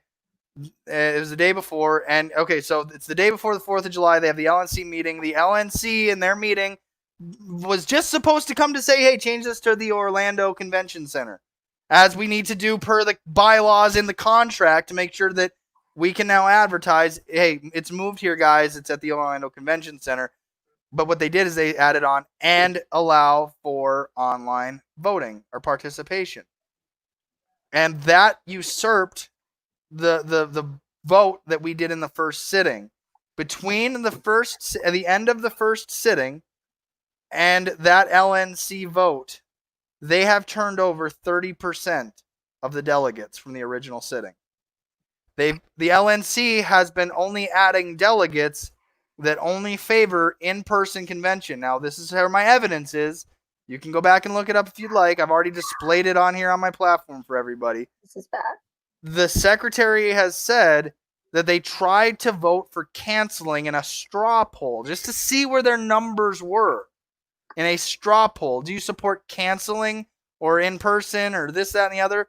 60%. They only lost by like 3% or 6% to having the numbers to even canceling the in person. So, and they went from 70% in person, hell, rain, sleet, fire, snow, coronavirus or no coronavirus, to we got 60% willing to cancel right now. I don't buy the numbers. I know that the turnovers happened, and so now what they're doing is they know that if they just convince even a portion of those of us that show up online, they're going to take full control over it. They're going to vote us out of in-person, and we're never going to have an in-person convention again as the Libertarian Party. Jesus Christ. And see, the online people think that that's what the in-person people are going to do to them. No, we are. We're 100% doing that to them. Yeah, that's why they 100% want to do it to you, because... No. See, this is where the difference is. Nicholas Sarwark has been on the record many times saying, I don't support online participation. If you're not in the room physically as a delegate, you're not a delegate. He is on the record as saying this to delegates. So it's really hard for him to turn around and then, well, guys, now I'm all about just all online. Because nobody's taking him serious. Now here's where the spoiler alert comes in for all the online people. And I hate to be the guy to burst your bubble, but as the secretary has pointed out, she is now begging people that are supporting online to get your ass out of your house, subject yourself to COVID, coronavirus, whatever you want to call it, and go vote in person, because they don't have 2/3 majority vote in Orlando in person. So, when the credentials report comes out, if it's not me, it will be somebody else that stands up and challenges the credentials report. It will get an easy second. The people that are being challenged in the credentials committee cannot vote on their own credentialing. Meaning, if you're sitting there at home and it's been challenged that your credentials will not be accepted, you don't even get to vote on it. So that means that only the people in person now get to choose whether or not to allow that credentials report to go in with online delegates. And because the LNC, and this is where I believe the secretary is pointing us to, is saying because the LNC did this power grab move a week before, the retaliation is that they're not going to count it, because all the people that showed up and have put in that effort to show up are now going to resent these online people, the online power grab. That's why she's saying words like, please don't take it out on the other delegates that can't make it because you have a vendetta with the LNC. And that's exactly what I'm seeing happening. There's a definitely, and you've admitted it. You just said the online people want to get rid of the in-person people, and in response, and keep in mind, Mercedes, this has been internet LNC says one thing, in-person people are reacting. Reacting because we have to watch the internet. We have to watch these people on our screens making this power grab where we have no ability to chime in and go, hey guys, you're breaking the bylaws. We all would have been cooler if you just didn't do this power grab. So, oh my God. And this is why I never got involved in the national convention.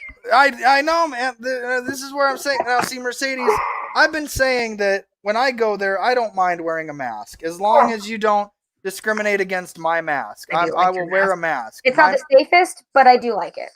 Well, but here, I've got something better. I actually have CJ Abernathy for District Senate face masks that I can, and it's cloth, it's pretty thick, and I can wear this with the lip.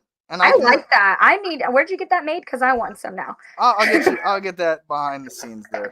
But it's got my logo on it there, and like I said, I can wear this, and I don't mind it for the purposes of the convention, because I do agree that we should take an active role in not spreading a virus that I mean, people that come in large groups tend to be the spreading point of these. Now, and there's not enough data to know what it's doing for us long right, term. and again, I don't mind wearing it where it is a large congregation. Now, when I get out of that building and I'm like, it's done. Yep. And that's only because Nick has said, if you're not wearing one, you're not participating, which is another thing I'm trying to get to people, is that this dick at the top of this party is making people resent him. So the what do you call it? The Barbara Streisand effect is that you're trying to make him Mr. Goldstein so we all hate him instead of each other. Is that what's happening? Because it's working. Well, again, I don't hate the left side of this party, and I don't hate the right side of this party. What I hate is the fact that we are so divided in our party at the moment because of the LNC. It's not you and me as delegates that want to participate online or go in person. It is the actual powers that be in the party. They are corrupt. They are acting for personal gain. In this case, political gain. And being someone who's been warned of all this and then watched the LNC online for the first time, and then I saw it all happen.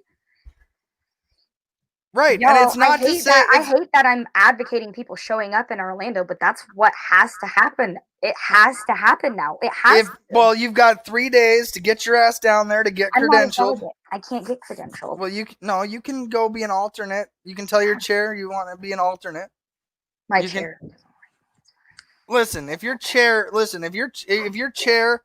doesn't recognize that if you're willing to go there in person, that should be the priority over somebody sitting at home because you're a supporter of online voting, even though I'm against that, I'm telling you. I literally have a hotel room I could use, and it's the Libertarian Party. If you can't find a spot to put your head down at the end of the night. James wants me to come play with his James. You know James? He's on Team Supreme. Hold on, you're talking on my phone again. I'm sorry. But what I'm saying again is that if you really are a chair that is trying to push for online voting, and you have people that are willing to make that trip down there, but they're an alternate or they're not even a delegate, and you need to find somebody, it would behoove you before the credentials report to find out who's willing to actually go. Because like I said, and the secretary gave it away when she's begging people to show up because they don't have, it's going to require 2/3 majority of the in-person people for online voters to have a vote. And the people that are going are already prone to not wanting online conventions or online voting because of all the corruption we've already seen, the challenges from secretaries of state, the fact that we might lose ballot access for the top of our ticket, which loses us all ballot access in our states. Like, if we're doing corrupt shit at the top of our ticket, they're not going to let the lower tickets on, which is why I'm saying the only way to save this party is to show up in person. That's exactly what I've been telling people. Here's the next cliff that we're all going to face. If we go there and we don't allow online voting, it is just as simple to say the words that we want to challenge the first sitting, and we actually have a new nomination process where we rebuke the first sitting's nomination process of online voting, and we vote in person for nominating and electing the top of our ticket again, which would throw everybody into a tailspin because the online voters have no say at this point. Can we not? And you're watching people in Florida take away Dr. Jorgensen and Spike Cohen off the top of the ticket because we have evidence that shows that this state waited until the very end so they could vote for a certain candidate to knock this candidate out. And then they waited till the very end so they could knock that candidate out. And when we have that documented and recorded for the rest of the history, it's going to be very easy for us to go, well, that was corrupt. Yeah, that was. And we're that the was party that's supposed to be against all that shit. So we're going to rebuke the first sitting, which happened here in South Dakota. We rebuked the first sitting of our convention because we didn't have an actual concrete, legitimate candidate coming out of the convention, which was me. I got a plurality vote, not a majority vote, to get the nomination the first time. So we had to have a second sitting where then somebody else came in who, again, has a stalking charge from 2002, admittedly, where they were convicted of stalking. And they beat me. That's how badly in 2018 my party here hated me. That they would rather go with a convicted stalker than somebody who's a veteran who's just describing your right to burn a flag if that's your absolute necessity and your only course of protest at this point. I think there's many methods before you get to burning the flag as your form of protest. But they took that as I was going to straight up burn the flag. Now, was I saying I'll do it? Yeah.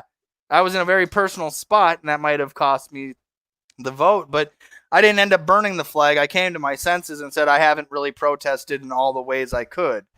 And but what ends up happening is that we get to that second sitting of the convention, and then what they did at the end, after they nominated the stalker, they changed the bylaws to say that if we have this situation again, it would have been CJ that won.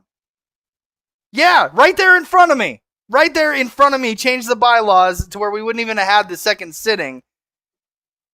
Yeah, right there in front of me. So what I'm saying is that don't be surprised when we get there. We take away the online vote, we rebuke the first sitting, and we renominate and we reevaluate how we voted. And you might not have Dr. Jorgensen as the top of the ticket. You might not have Spike Cohen as the VP coming out of this convention. And the online people are going to have no say in it because their votes have been canceled at the credentials report. And now we are now stuck with, well, which presidential candidates are actually showing up to Orlando? Because if you don't show up to Orlando and we're not recognizing online, are you going to get nominated? Are you going to be the one that is there? Because if you're not in that room, it's going to be really hard to vote for somebody that's not in that room because we're in that room. Why aren't you? We're looking for our leader, the top of our ticket. So I'm saying that if you're a presidential candidate, you're needed in Orlando now more than ever. You are the people that brought people to this party. You're the ones that have been saying, join the LP.org. You're the ones that have been saying, here's what we believe in. Here's what we stand for. And so if you're a presidential candidate and you don't show up, you will not have a chance in this party moving forward. If you stay home and you're coronaphobic, you're not going to be the leader of the free world.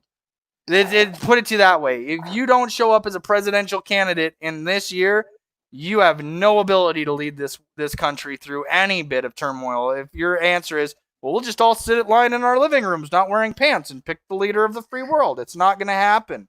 So that's why I've been saying I'm going regardless, whether you put this on me or not. You can still hear my voice. There's still a microphone, and it looks cool. You know, like I like it. I'm okay with this. I like it. But if I gotta speak to Nick Sarwark, I'm putting on this fucker because it's gonna scare the shit out of him. Don't even. Just take your mask off and cough on him. Oh, now that would be violating the nap. That violates the nap. It's assault. Yeah. Okay, then just take off your mask and cough within 6 feet of him. No, that's not a violation of the nap.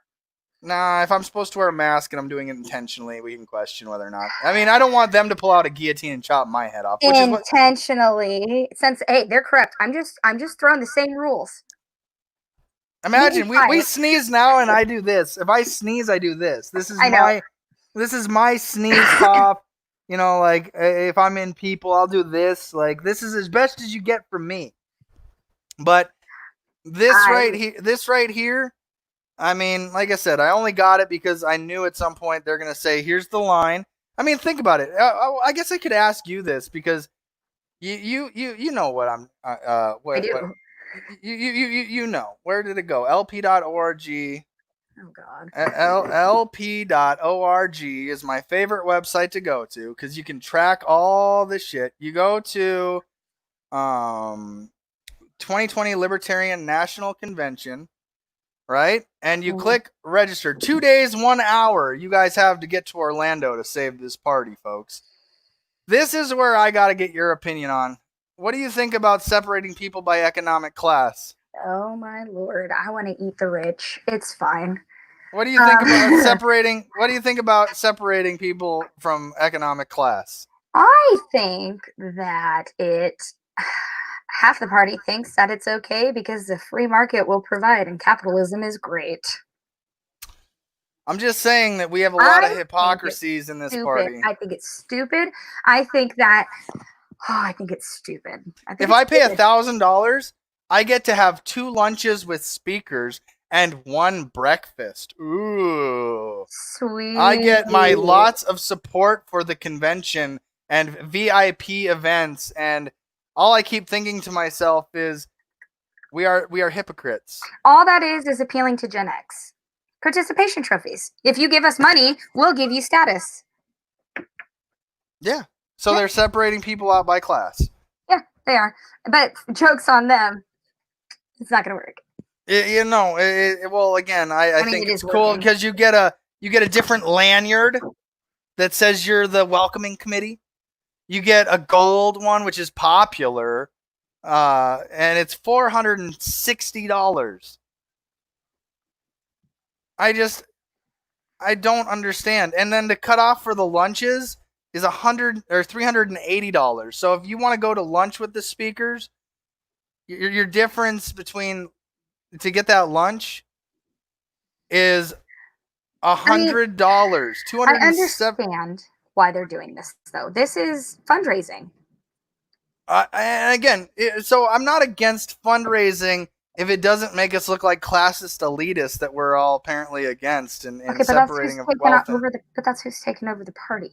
Well, see me, I am lucky enough to maybe afford the basic membership if I really buckled it down. See, I was rather going to buy a drone. I was going to buy a drone, and instead I'm like, well, shit, now I might have to buy a basic membership. But what happens if I... Basic, CJ. I know, I'm just a basic bitch. Basic. Yeah, but see, and that's the thing, is we're going to go have breakfast and all sit 6 feet apart wearing masks? Yeah, do you see my problem with all this? As someone who doesn't think that it should okay, we're advertising on the LP website that there's an after party. Let me ask. I gotta ask the chair. Yeah, you don't see it right here. Look, I actually can't read that. 80. It's right here, Mercedes. I'll get it as full screen as I can. Okay. After party for $89. That's it. It's convinced now. My conspiracy theory has just been proven, and I can't talk about it on last live. Well, you know what? I'll tell you what. We've been online for a minute now. I got to get ready to get to Adam versus the Man. So just stay right there, Mercedes, but after party chat. After party chat, but I'm not charging you. Oh yeah, thank you. All right, you guys. For your volunteerism. Have a good day or don't. The choice is always yours, folks. Mercedes, thanks for joining me this morning. Thanks for letting me on. Yep, anytime. Welcome to Coffee and a Conversation hosted by CJ Abernathy for South Dakota District 23 Senate 2020.